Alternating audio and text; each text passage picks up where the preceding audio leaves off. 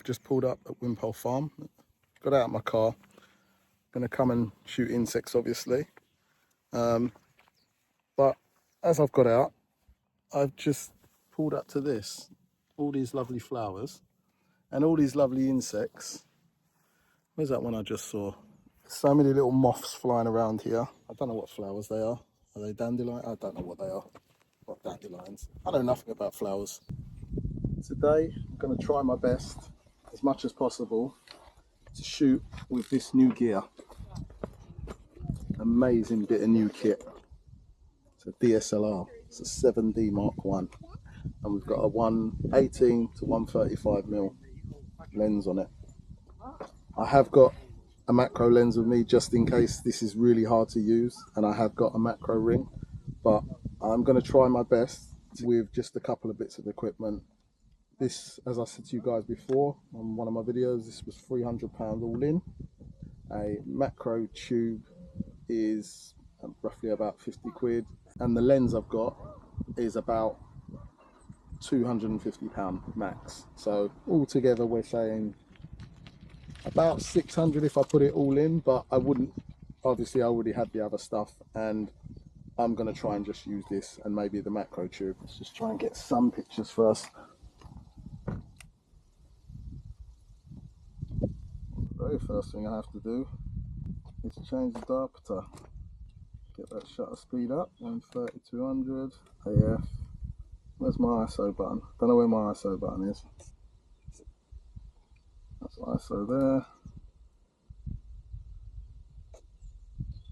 How do I change my ISO?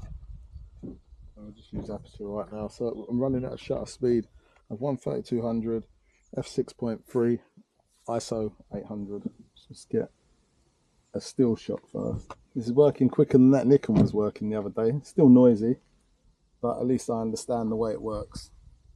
Let's format this card. It's formatted. I don't know how many shots we're going to get out of this. Let's go to this Q menu. Does it tell you? I don't know how many shots we got. I think we got a 32GB card in here. And this is just the 18 to 135 by itself. Obviously you've got a 1.6 times crop on that. I don't know what that is, maybe about 200mm. I haven't got a clue, I'm rubbish at maths. I actually have to check my picture. I think we've already got one in flight. Minimum focus distance is here. And you kind of see my depth of field. It's not the greatest. I do miss being able to look through the viewfinder to see what picture I've just taken. That is how, I don't chimp, but I can judge how sharp a photo is going to come out by having a quick look, and then I can go from there normally. You alright? You okay with me standing on here from time to time? Is that alright, yeah? Yeah, it's never looked up. Yeah, it's only weeks. Alright, cheers. I'm not going to use the shutter speed to control my brightness. I'm going to use the aperture. I can't work out where the ISO is, so I'll just leave the ISO on 800. It's good enough for me, as long as it doesn't get too dark. At that point, I think I'll have to work out how to do it. Got another fly here. My whites are getting a bit blown out, but I'm not too worried about the whites. I'm worried about the subject. Don't forget, at the moment, this is without a macro tube on. Taken 21 shots, got a couple of in focus shots at least. That was good time. If I got that, that was immaculate timing. Yep. Not sure how in focus that is, but that will be immaculate timing. It's literally just taken off just as I shot it. 7.1. I mean, obviously this is not a macro lens, but it's still an insect in flight. Show you that. So that's the kind of sharpness I'm getting. What am I shooting at? 7.1. Have a look how that comes out. Just overcutting it on the whites, but again, I'm not worried about the flowers. I'm more worried about the actual insects we're going to be shooting, and a lot of those are darker than the whites on the flowers, so that's what I'm exposing for. The biggest problem at the moment is I can't get that close. Remember, there's no pre-capture on here, there's nothing like that. All I'm doing is using the center focus point. There is a little bit of tracking through the, I don't know what it is, I don't know if it's tracking, I can't remember what focus modes this has. I'm using the center point, but it's allowing it to focus around that center point as well. I don't remember how to do anything on these anymore. I don't even know if the autofocus is in the menus or just up here. I'm not going to bother with that. It's on something where I can shoot. That's all I'm worried about. Like I said, the biggest problem is the minimum focus distance. So what I'm going to do is I'm going to put that macro ring on to see how much that changes what we do. Let's switch that on. Let's see how much of a difference this makes. The macro ring. How much closer can I get? Quite a lot closer, I think. Oh, you are joking. I don't know what's up with this card, but it's telling me it cannot play back image. It's only able to play back the last 2 images. Hopefully when I get to a computer, I can get all these off. Just to give you an idea of what I'm using. One of these SanDisk Extreme compact flash card. Obviously with the new mirrorless, we use CF Express, which is compact flash express, which is smaller than these, with larger memory. I'm really hoping it saves. Oh, they're all there. They're all there. It's able to play them back now. Oh, that was lucky. I just switched the camera off and on, took it out, put it back in. Another problem I've got is this doesn't have manual focus override, but I can turn it. So that's one of the things that's quite hard to do, is on a moving subject, sometimes you don't want to focus on a flower or something like that. You want to focus on where it is, especially if it's hovering. So it's nice to be able to override the focus. I'm not sure if I'm supposed to be overriding this manually, but we will try it. As soon as you put power into it, you can't do it. Sometimes it's easier to focus on something near the subject rather than the actual subject. The subject's moving all the time, so if you focus on a flower near to it, it's a lot easier to find your focus point. Especially if something's hovering, because it's not moving that far away from where the flower is, and then you can just move your positioning afterwards. Feel the lens stepping because the flower's moving across all the time. So I can definitely get hoverflies in flight, 100%. I don't see that's much of a problem really. I'm gonna try the actual macro lens on now. Whenever you're changing lenses, especially on a DSLR, put the camera down, face the body down like that, keep the sensor clear. Right, so this is with no macro ring, just by itself. We are much closer now. Obviously this is a macro lens, so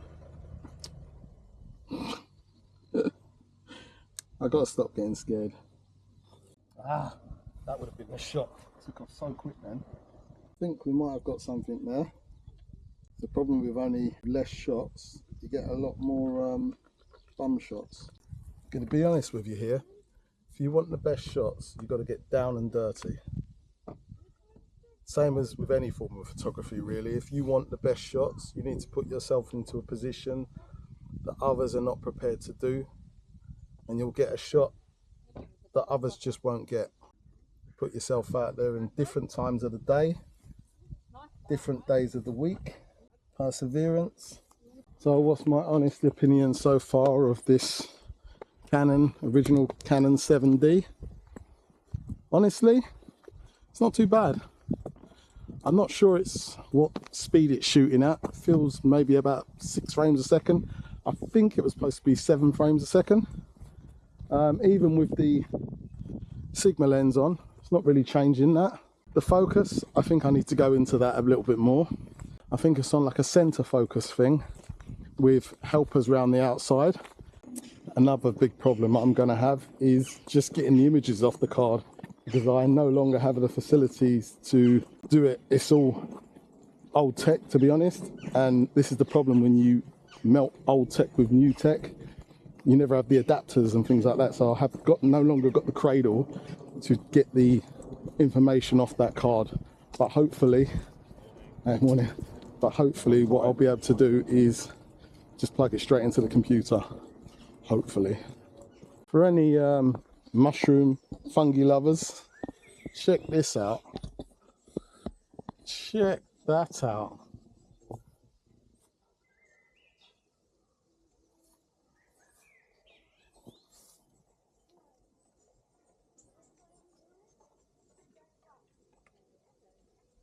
That's kind of cool.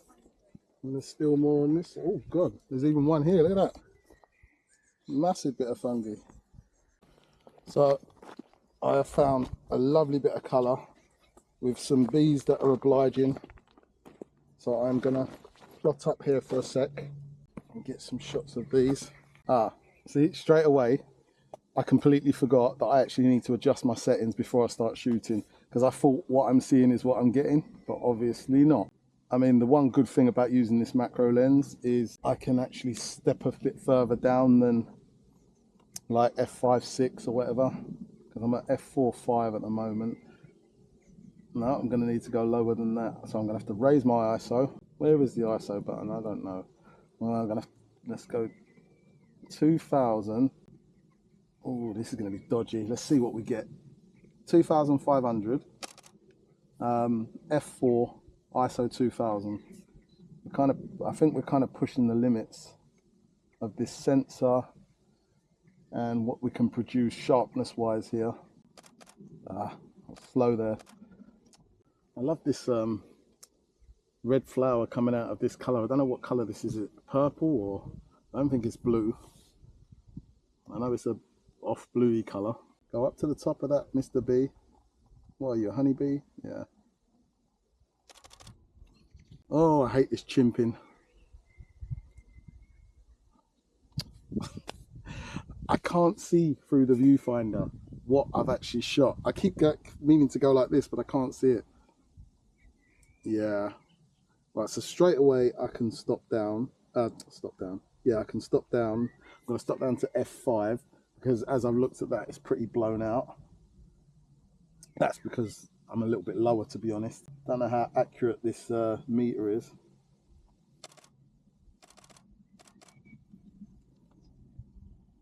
I love the colour of these bees. I'm shaking. Why am I shaking? Oh, that's exercise for you. Just trying to lean back with my fat body. These are a lovely colour, these bees. I don't know what bees they are. And this is a nice one on here, actually. It's more the colour of the flowers with it. And I don't know when this one's going to fly, though. You get some that are really quite lazy. Not lazy, like they'll take their time, they'll look around the flower properly. But you get other ones that as soon as they land, they've already got a little bit of pollen off, so they're not worried about staying on a flower too long. I need the sun again. I need the sun. This is quite poor for what we're doing here. You know what I'm going to do? Just in a quick flash, I'm going to see if I can get a couple of shots just on this, just really quickly, on the Z8 with the 105, just to show you the difference I can get. Now I've forgotten how to use this camera. There you go.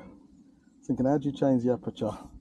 So straight away I can go to 3200 because it's a full frame sensor without even thinking about it. I can probably go higher. Yeah, I think when they're underexposed slightly.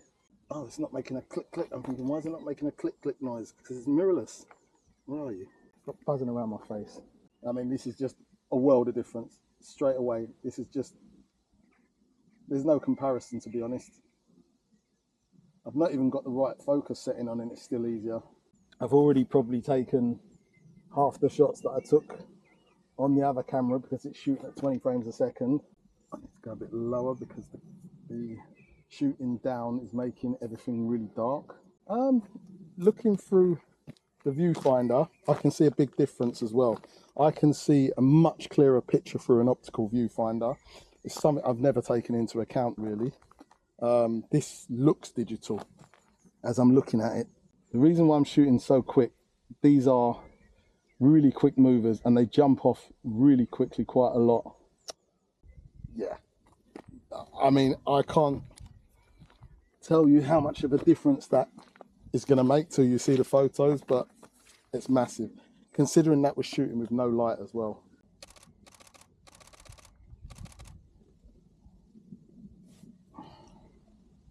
biggest problem is I cannot see my photos after I've taken the shot. Have you zoom in again?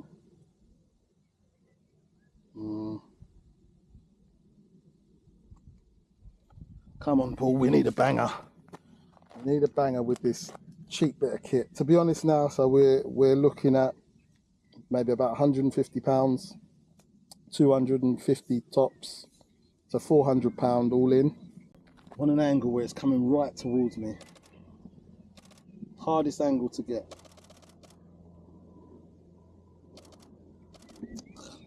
That was rubbish. That was absolutely rubbish. So I find this lens its sharpest at around about f8, f9. We're between 7.1 and f9. f8 if possible, but as you can see the light's gone again and I'm forgetting that as I'm shooting. I can't just I've gone well underexposed here, so if I have got any shots they're going to be, yeah, you can't see it through the viewfinder. Peeps, definitely a different type of shooting. To be honest, these cameras are almost identical in size. Yeah, the feel of them, it's a Nikon to a Canon, but I actually think this feels better than like the Canon R5. It feels better in hand than the Canon R5 did. It's much easier to hold. Look at these roses. I've got no flowers in my garden. Look at the state of that. That's just amazing. Are they orange? What colour are they? Orange? Pink? Orange or pink? More there. You know, when I first came here, or I should say when I first started shooting insects and I came here, I witnessed the murder which got in the papers, and that was this shot here. I actually got the murderer caught on camera, and it was the hornet pulling a bee out of a spider's web, and as soon as the hornet hit the spider's web, the spider went running. He'd already tied up the bee. Bee was helpless, so it was a cold-blooded murder as well. And he literally chewed through his head and took the abdomen away, took all the meaty part away. So that was the murder I witnessed at Wimpole Farm. I suppose it was a bit of an abduction, really. Murder, an abduction. The poor bee. Bee couldn't do anything. Bee got done by the spider and then got taken by the hornet. But that was the first hornet in flight shot I ever got. And that was luckily, well, because it was pulling on the bee, pulling away from the nest, pulling away from the web. That's why I was able to get that, because at the time it wasn't that good. Get this ISO back up. The only way I know how to change the ISO is to go into the Q menu and do it. The feel of the trigger is different on here. So where I would normally be pushing down already, you have to push it a bit further and wait for the click, obviously. With the other camera, I'm not waiting for a click. It's a lot more trigger happy, basically. It can go off a lot quicker. So I think that's where my delay is coming from on this DSLR as well. I know on the 7D Mark II, it was a little bit softer. You could click off a lot quicker on that. Another one here. Get it in there.